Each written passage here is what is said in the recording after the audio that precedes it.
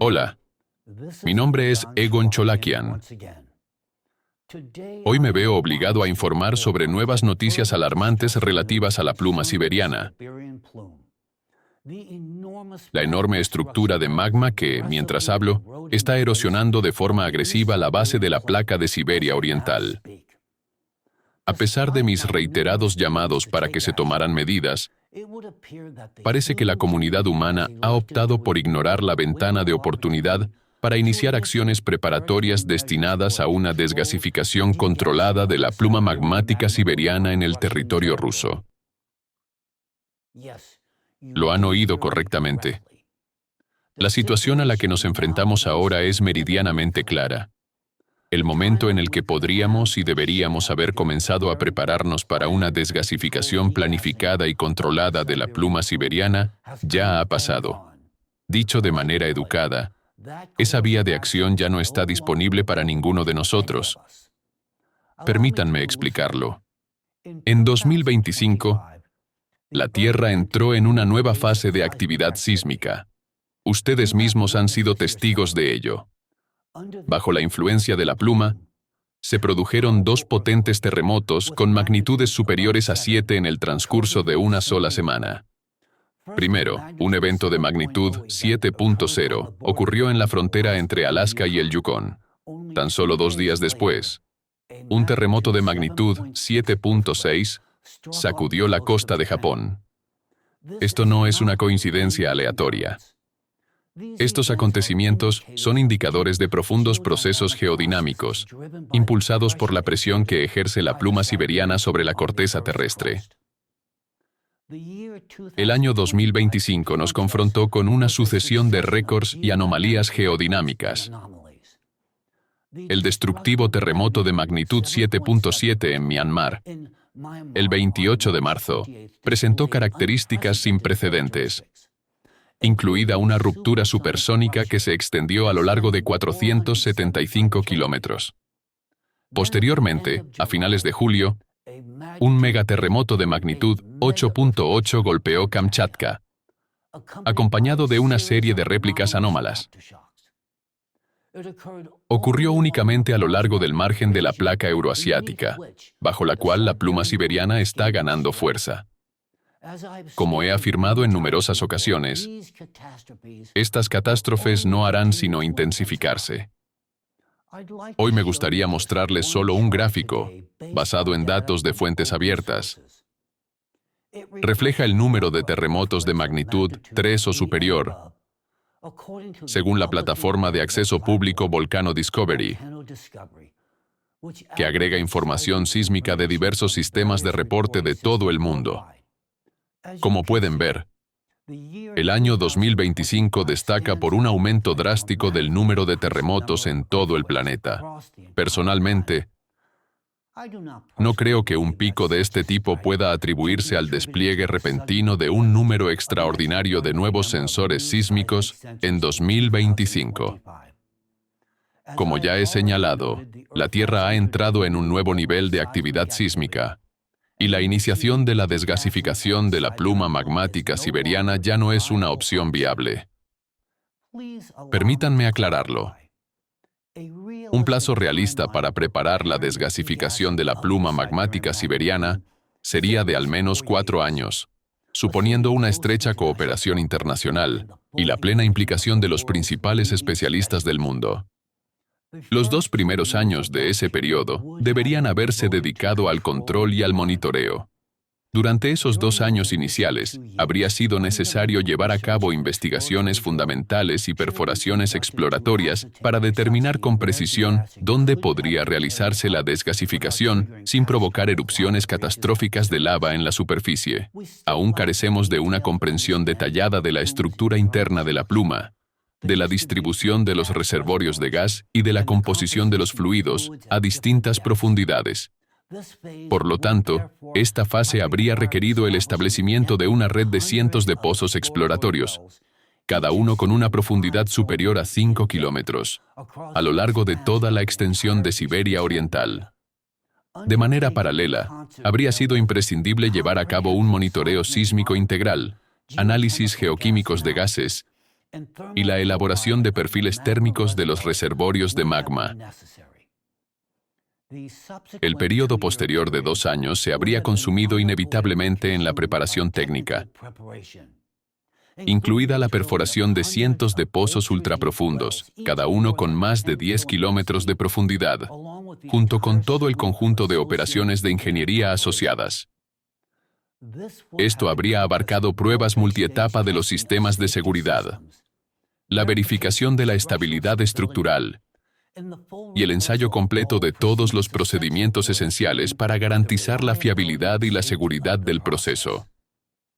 Solo después de todo ello, es decir, tras aproximadamente 4 años de preparación técnica intensiva y de importancia crítica, podría haberse iniciado la propia desgasificación, que implicaría la liberación gradual y estrictamente controlada de gases y del exceso de magma desde los reservorios superiores de la compleja estructura de la pluma. Como resultado de una desgasificación controlada de este tipo, la presión de los gases sobre la placa litosférica habría disminuido.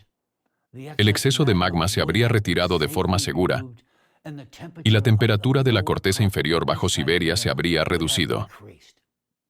A su vez, esto habría concedido a la humanidad un intervalo de seguridad sumamente valioso, una oportunidad para centrarse en hacer frente a otras amenazas crecientes sin vivir bajo el temor constante de que, en cualquier momento, la pluma siberiana pudiera borrar la vida del planeta. Sí, incluso hace 1 año, la fase preparatoria de la desgasificación entrañaba riesgos enormes, pero ahora se ha vuelto completamente inútil. Dentro de 4 años, cualquier intervención podría desencadenar una única ruptura explosiva, dando lugar a una eyección instantánea y extraordinariamente potente de la pluma. Sería como pinchar con una aguja un globo excesivamente inflado.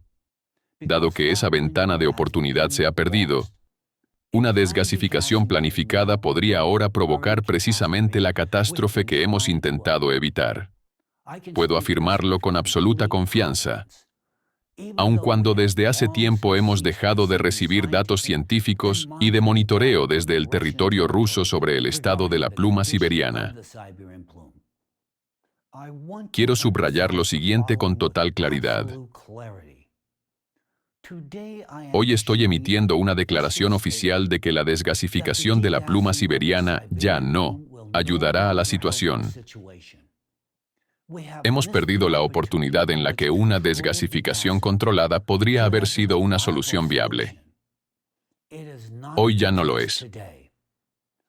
Abordaré las opciones restantes un poco más adelante. Por el momento, sin embargo, me gustaría dirigir un mensaje personal al presidente de Rusia, Vladimir Putin. Señor Putin, me dirijo a usted como alguien que ha dedicado varias décadas de su vida a intentar prevenir una catástrofe de escala planetaria, concretamente la erupción de la pluma siberiana en el territorio ruso, y como alguien que ha experimentado personalmente lo que significa enfrentarse a su red anticulto, que opera siguiendo las mejores tradiciones de la KGB. Nosotros, junto con el equipo de científicos de Alatra, comprendemos muy bien que sus anticultistas, designados por la corte de Razirs, o para ser más precisos, del FSB, estaban protegiendo la riqueza de quienes se llenaban los bolsillos con los recursos minerales de Siberia. Para ellos, la desgasificación de la pluma era una propuesta muy poco rentable. Resultaba más barato contratar a una jauría de psicópatas bajo la apariencia de desenmascaradores de cultos y sectas para silenciarnos e intentar distorsionar la percepción internacional de nuestro trabajo, de modo que nadie creyera la información científica sobre la amenaza que representa la pluma siberiana. Sin embargo, en este momento le pido que explique a sus colaboradores más cercanos, precisamente a las personas que se están beneficiando de Siberia, que pueden dejar en paz a Alatra, porque les dejamos la pluma siberiana a ustedes. La dejamos en su conciencia, señor Putin. Usted y quienes le rodean hicieron todo lo posible para impedir que el público conociera la amenaza real que esta pluma representa para los ciudadanos de Rusia, para todo el continente euroasiático y para el mundo en su conjunto. La activación de la pluma siberiana se convertirá en una catástrofe compartida, una que podría erradicar la vida en nuestro planeta. Y quienes asumirán la responsabilidad de ello serán su círculo íntimo, personas cuya codicia ha superado desde hace tiempo todos los límites y cuyo amor por el dinero se ha vuelto más importante que la vida humana, incluida la de ellos mismos, y la suya, señor Putin. Así que puede transmitirles lo siguiente. Pueden relajarse. Según nuestros cálculos, ya hemos superado la única ventana temporal en la que una desgasificación planificada aún tenía sentido.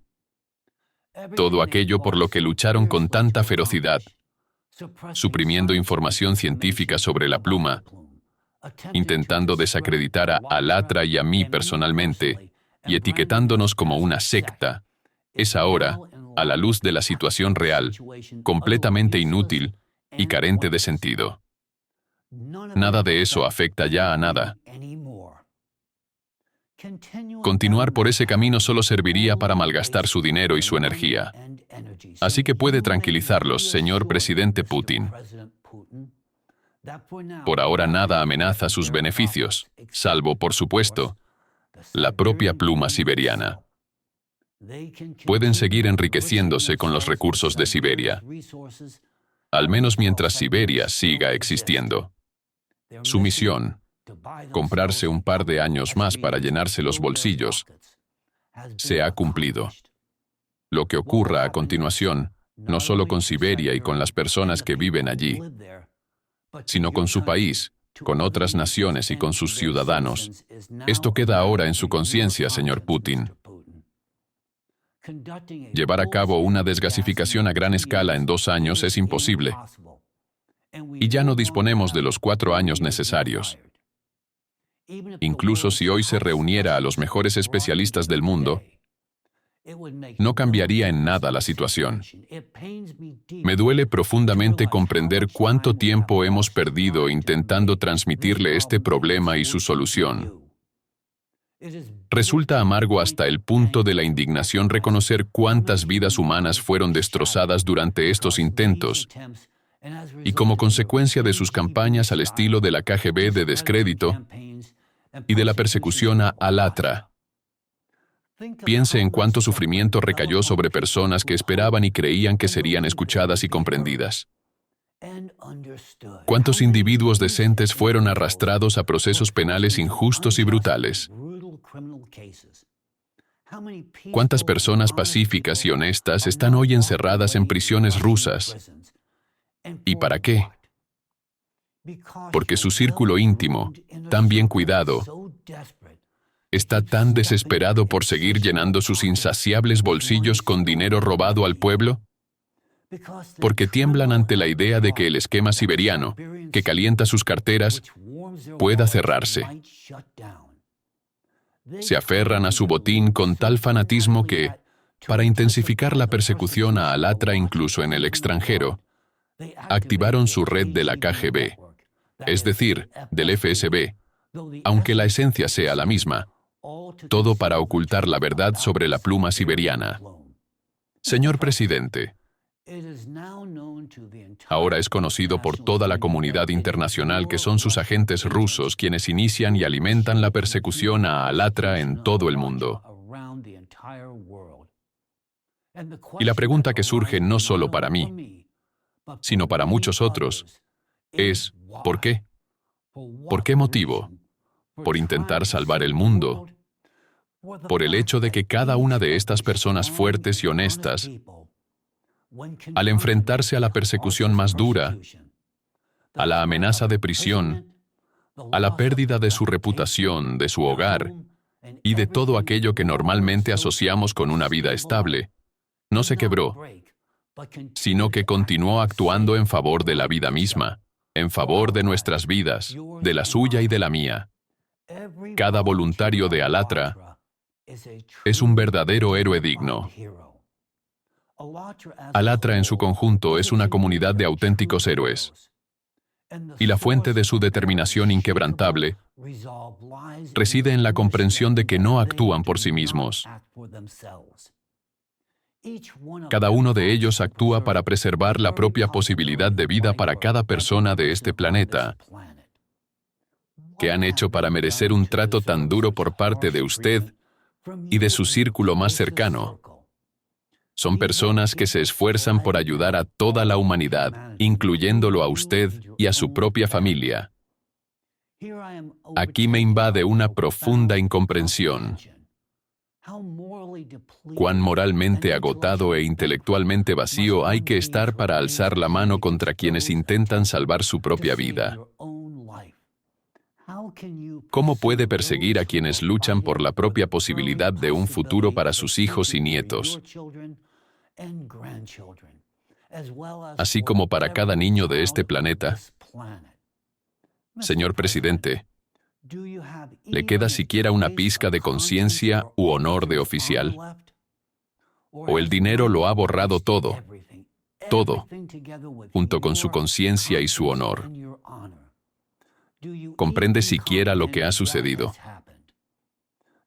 ¿Entiende el precipicio en el que ha colocado la vida humana, incluida su propia vida, y la de sus hijos y nietos? ¿Percibe el filo sobre el que ha puesto todo? Puede ver, en hechos y cifras, cómo la actividad sísmica del planeta se ha incrementado de forma dramática en los últimos años. Observe de nuevo los eventos sísmicos a lo largo de los límites de placas en las regiones de Kamchatka y Japón. ¿Acaso no es prueba suficiente? Permítame decirle lo siguiente. Advertimos de ello de manera directa y abierta. Advertimos que la actividad a lo largo de los bordes de la placa euroasiática se intensificaría a medida que la pluma se volviera más activa. Y advertimos que los eventos más fuertes y anómalos podían y debían esperarse en el norte de Japón y en la región de Kamchatka. Emitimos estas advertencias de forma sistemática y pública. Hoy, incluso el estudiante más inexperto comprende que Alatra tenía razón y reconoce claramente las consecuencias que inevitablemente seguirán. Usted mismo lo verá, y ahora también lo verá el mundo entero. Que Alatra tenía razón. Sí, esa es la realidad. Sin embargo, la tragedia es que hoy ya no estamos en condiciones de ayudar. Y el equipo que desplegamos para mitigar las consecuencias climáticas y geodinámicas, incluso en territorio ruso, tampoco puede ayudar ya. Sí, funcionó de manera estable y eficaz durante 10 años, cumpliendo su función de mitigación.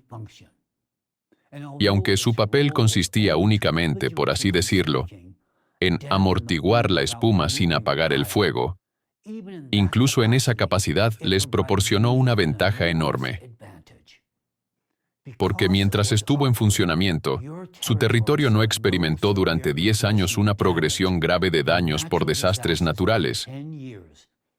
Y la intensidad y la frecuencia de las catástrofes aumentaron de manera mucho más moderada en comparación con las tendencias globales. Dicho de forma sencilla, ustedes vivieron una década relativamente tranquila. Estoy seguro de que esperaba que continuara así. Sin embargo, a partir de 2023, como resultado de los esfuerzos de sus agentes de RASIRS y de sus estructuras de la KGB, FSB, usted sabe mejor cómo llamarlas, este equipo dejó de funcionar.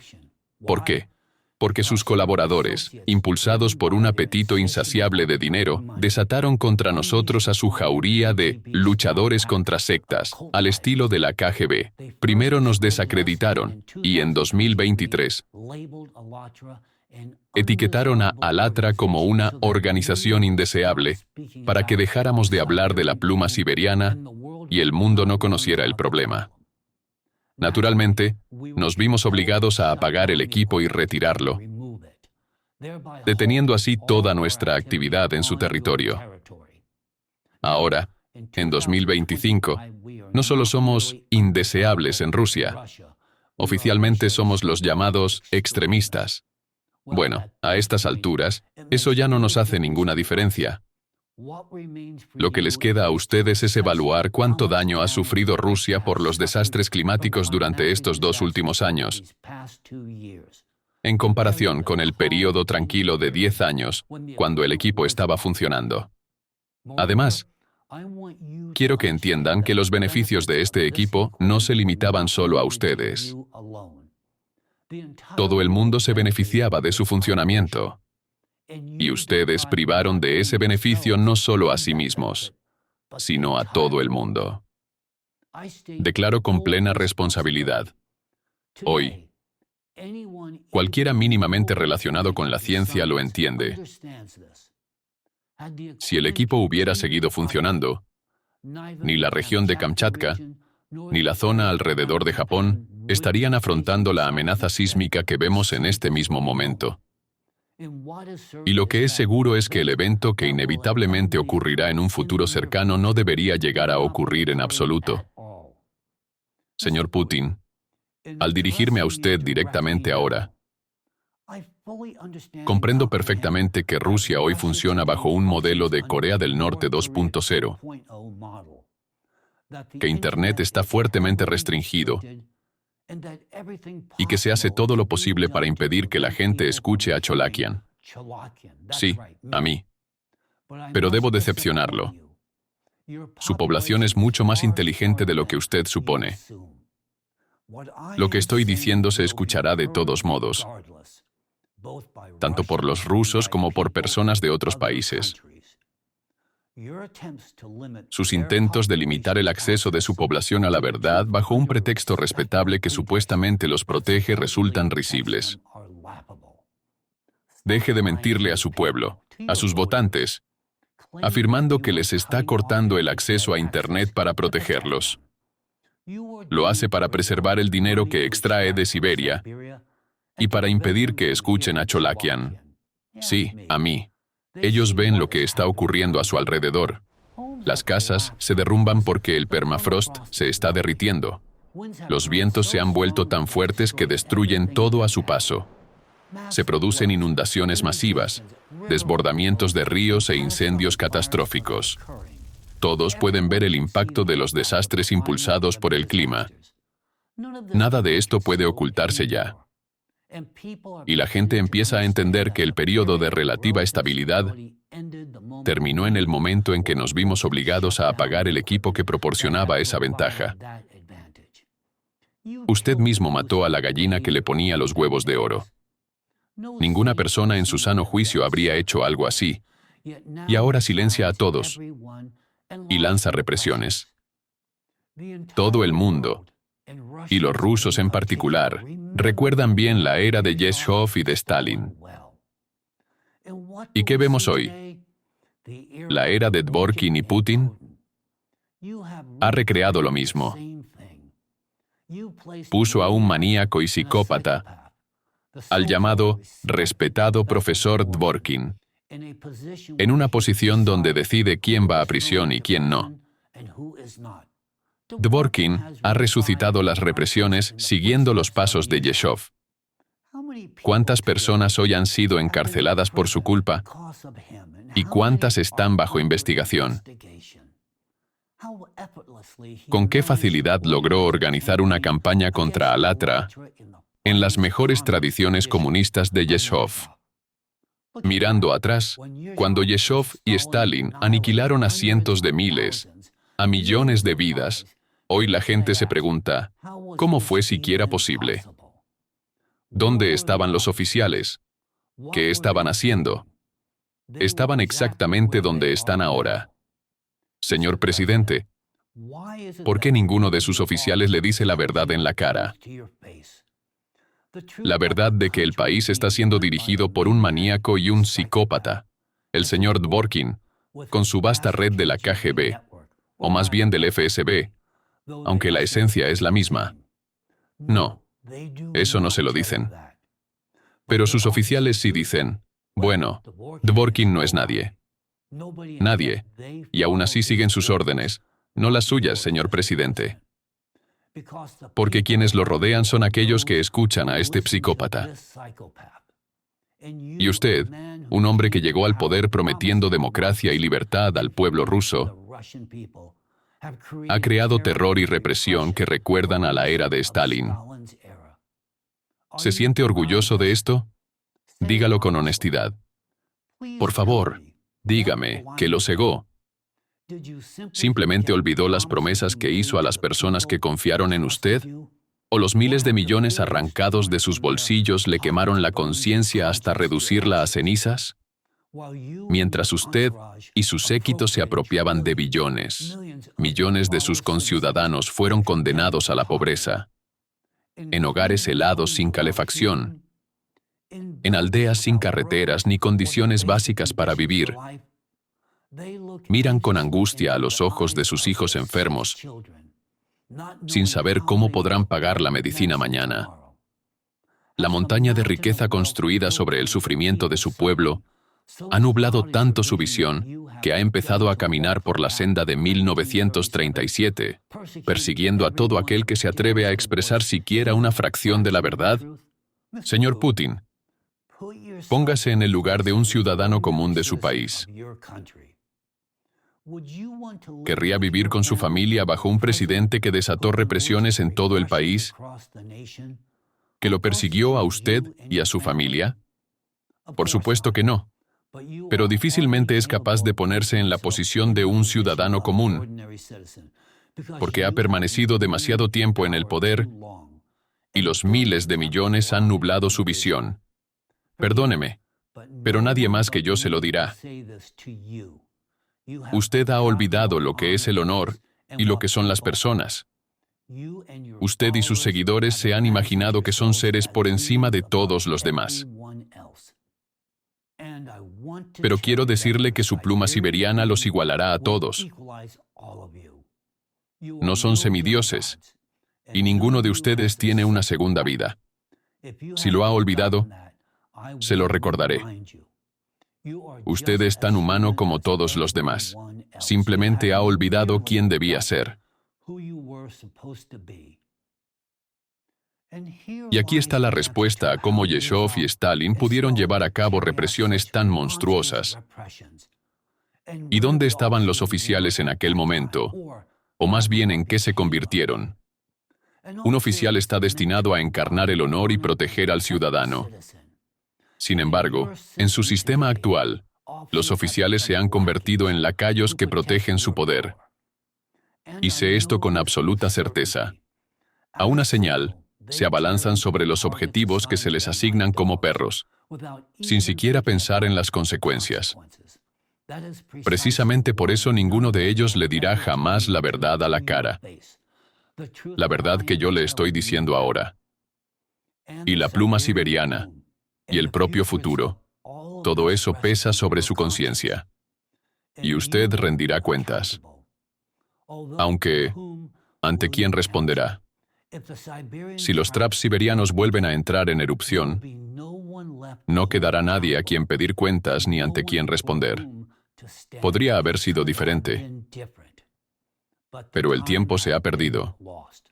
Por lo tanto, ahora que no hay esperanza de una desgasificación controlada, lo único que nos queda es buscar una solución en direcciones alternativas. Sí, alternativa puede sonar casi alentador, pero en realidad no es ninguna alternativa. Es un problema en el que hemos estado trabajando durante casi 20 años y para el cual aún no hemos encontrado una solución completa. Tal vez nos faltaron laboratorios, equipamiento o simplemente el intelecto necesario, porque un desafío de esta magnitud hace tiempo que debería haber involucrado a las mentes más brillantes del mundo. Después de todo, este desafío concierne a la continuación misma de la vida en la Tierra. Ahora les estoy hablando del nanoplástico y de su influencia catastrófica y destructiva en los ecosistemas del planeta y en todos los seres vivos, incluido el organismo humano. Permítanme recordarles, con cada respiración, con cada sorbo de agua y cada bocado de comida, Miles de millones de micro y nanopartículas de plástico entran en su cuerpo.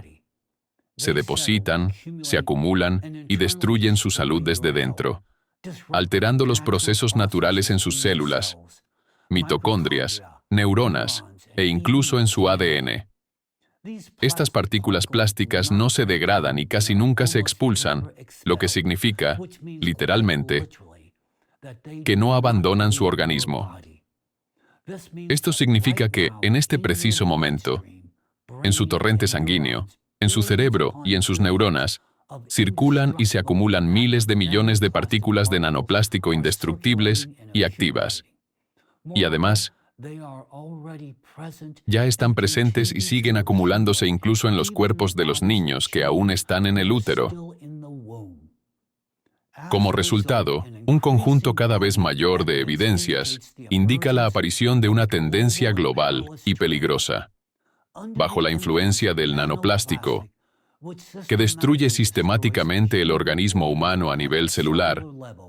La humanidad puede enfrentarse a una pérdida gradual de las funciones cognitivas, es decir, la pérdida de la capacidad de pensar plenamente, y a una pérdida de las funciones reproductivas, es decir, la pérdida de la capacidad de reproducirse. El resultado final de estos procesos es la desaparición del Homo sapiens como especie biológica.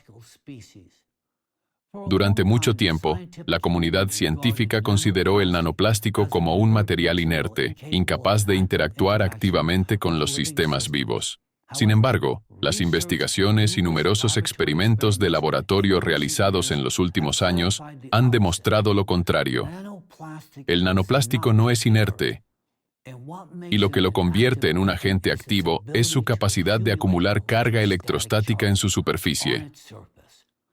Por esta razón, una vez que entra en el organismo, comienza a interactuar de forma intensa a nivel celular y molecular, alterando funciones vitales.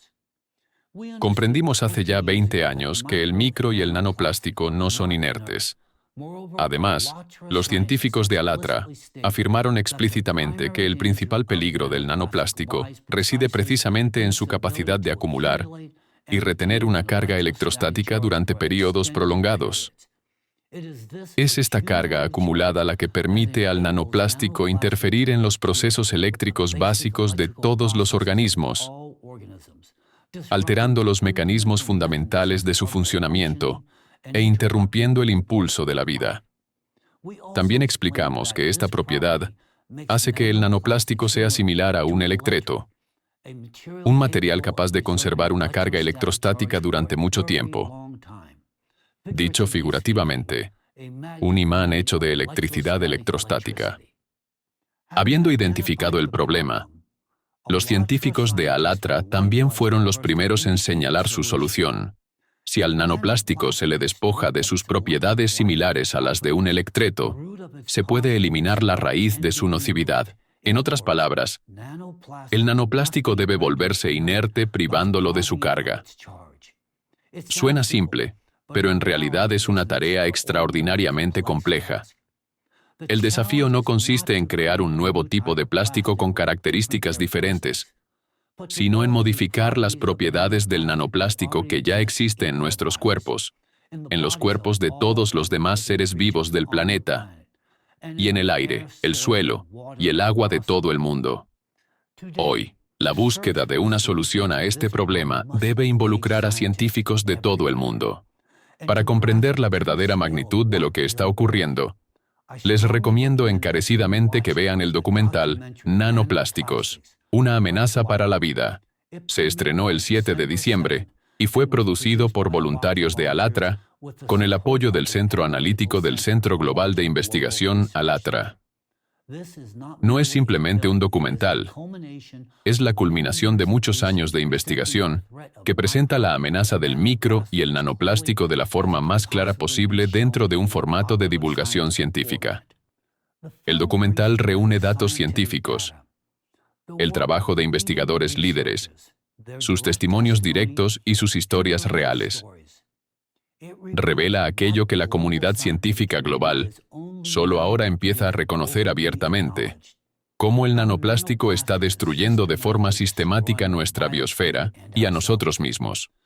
Por primera vez, un solo documental presenta una visión completa y sistemática de todo el conjunto de evidencias científicas sobre el impacto real del micro y el nanoplástico.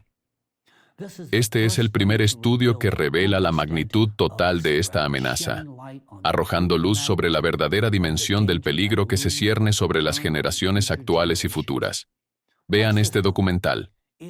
Pondrá muchas cosas en perspectiva si se atreven a mirar la realidad sin ilusiones. Aquí no hay exageraciones, solo hechos recopilados en todo el mundo y la fría lógica de procesos que ya están en marcha. Procesos que no podrán detenerse si seguimos pretendiendo que todo está bajo control. Además, el documental deja absolutamente claro que, incluso si mañana abandonáramos por completo el plástico, la situación no se salvaría, porque la cantidad de partículas de micro y nanoplástico que ya están presentes en la biosfera es suficiente para destruirla varias veces. Otro peligro crítico del nanoplástico radica en su influencia sobre el sistema climático del planeta. Sus partículas interfieren en los procesos de intercambio de calor y en la dinámica atmosférica, amplificando el calentamiento global de la Tierra.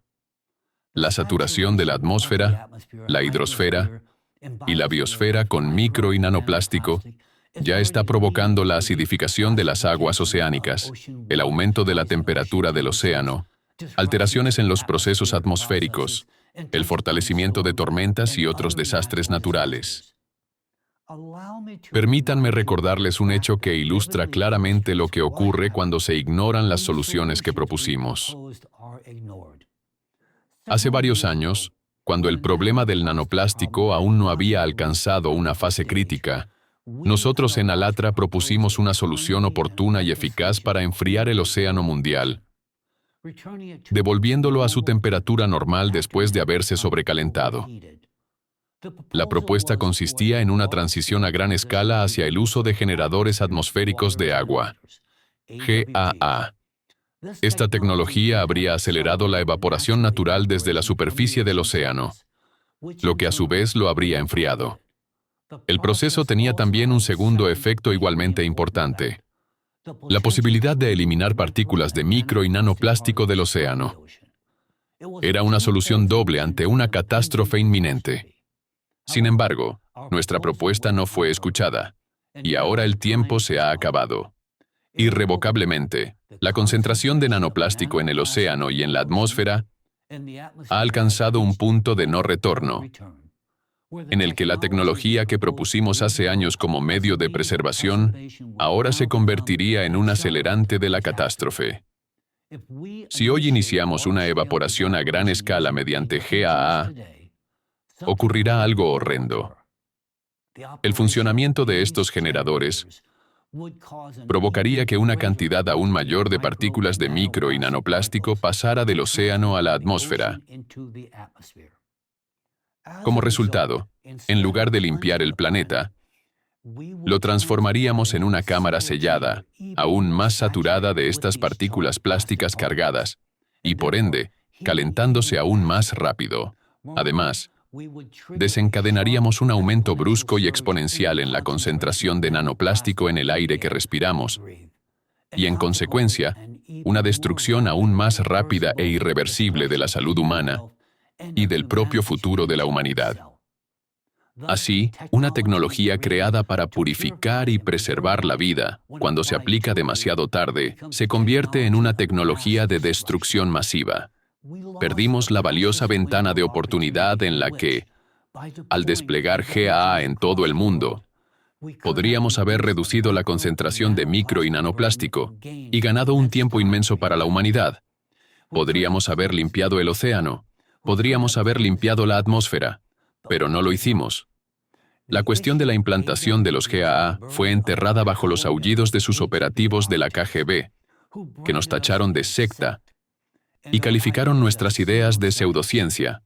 Hicieron que no se nos escuchara. Hoy, sin embargo, la máscara ha caído. Ahora todo el mundo ve dónde estaba la pseudociencia y dónde estaban las previsiones científicas fiables.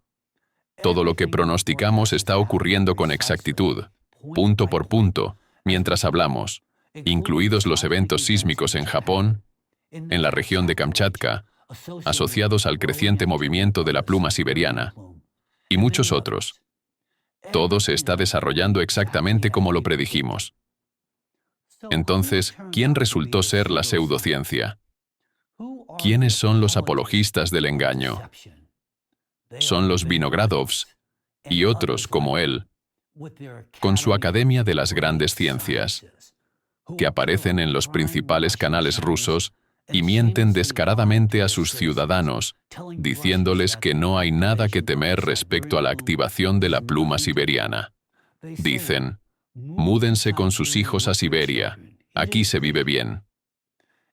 Si están tan seguros, entonces que tomen a sus propios hijos de otros continentes y los lleven a vivir a Siberia, ya que supuestamente es un lugar tan seguro y agradable. Y nosotros veremos cómo viven allí. Si dicen que Siberia es segura, demuéstrenlo a la gente. Para resumir lo dicho, ante nosotros se despliega un patrón trágico. Y ya tenemos dos ejemplos claros de cómo tecnologías eficaces, cuando no se aplican a tiempo, no solo dejan de ser útiles, sino que se convierten en lo contrario. Estas son los generadores atmosféricos de agua, GAA, y las tecnologías de desgasificación controlada de la pluma siberiana. 2 veces no fuimos escuchados.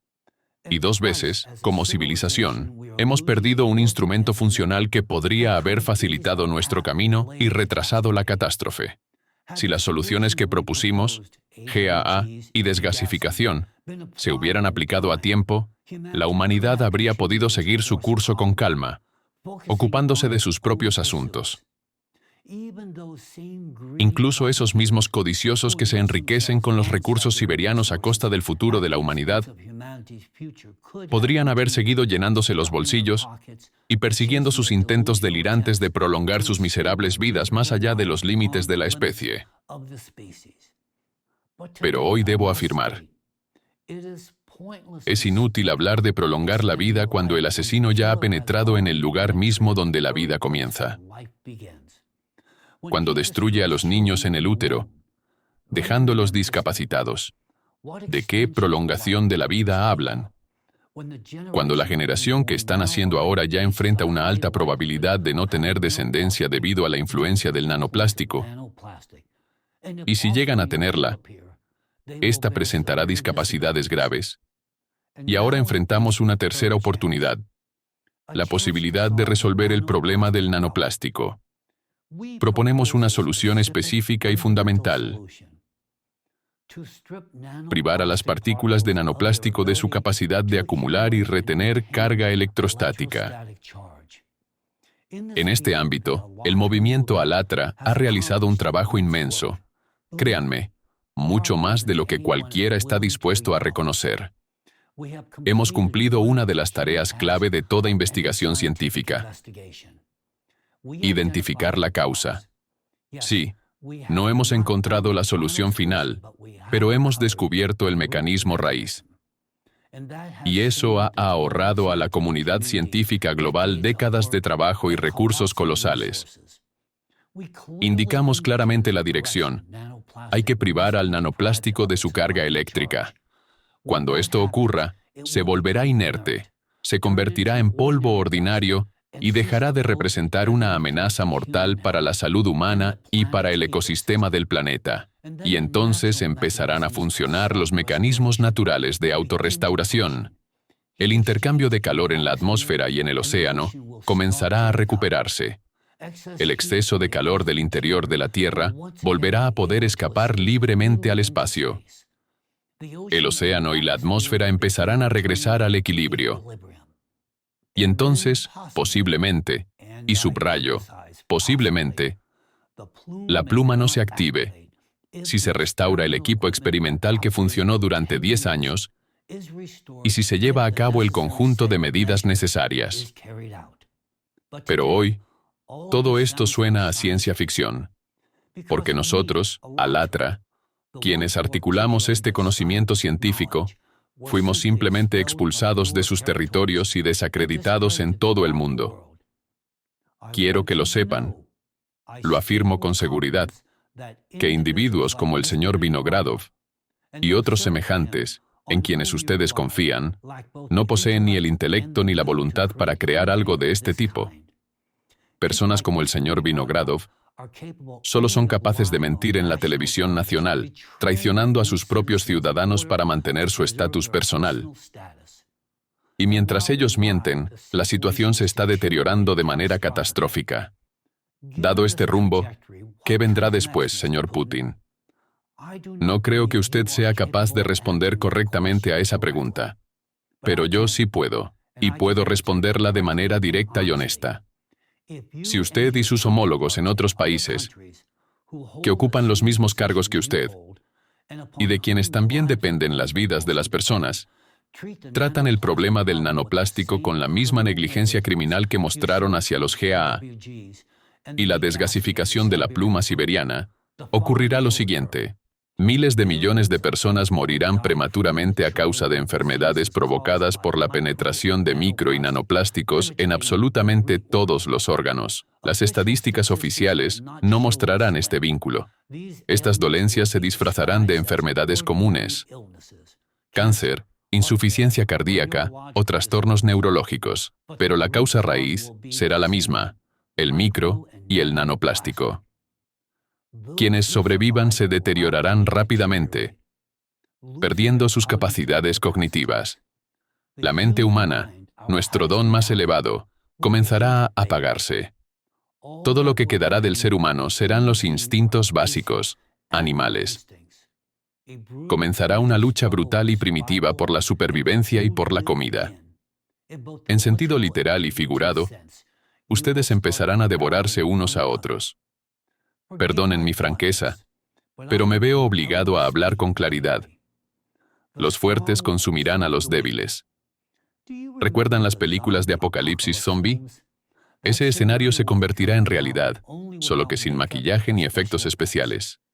Ahora nos encontramos en una situación sin salida, un extremo creado por ustedes mismos. El tiempo para desplegar los GAA se ha perdido. El tiempo para una desgasificación planificada de la pluma siberiana se ha perdido. El control sobre el balance térmico del planeta se ha perdido. El único camino racional que queda es buscar soluciones para neutralizar el micro y el nanoplástico. Y esa búsqueda debe comenzar de inmediato. Comprendan dónde radica la tragedia. Con la pluma siberiana teníamos un plan claro, una hoja de ruta para la supervivencia. Aquí, sin embargo, debemos admitir con honestidad que aún no existe una solución preparada para volver inocuas estas partículas. Debe ser inventada. Pero hemos identificado la raíz del problema y señalamos el único camino viable: privar a las partículas de nanoplástico de su capacidad de acumular y retener carga electrostática. Este es un indicador fundamental para toda la comunidad científica mundial. No sabemos quién será la persona que nos ofrezca esta idea que salvará vidas. ¿Un genio en un laboratorio? ¿O quizá un ciudadano común que, en un destello repentino de intuición, comprenda la esencia del proceso? Cualquiera puede convertirse en quien encuentre la solución.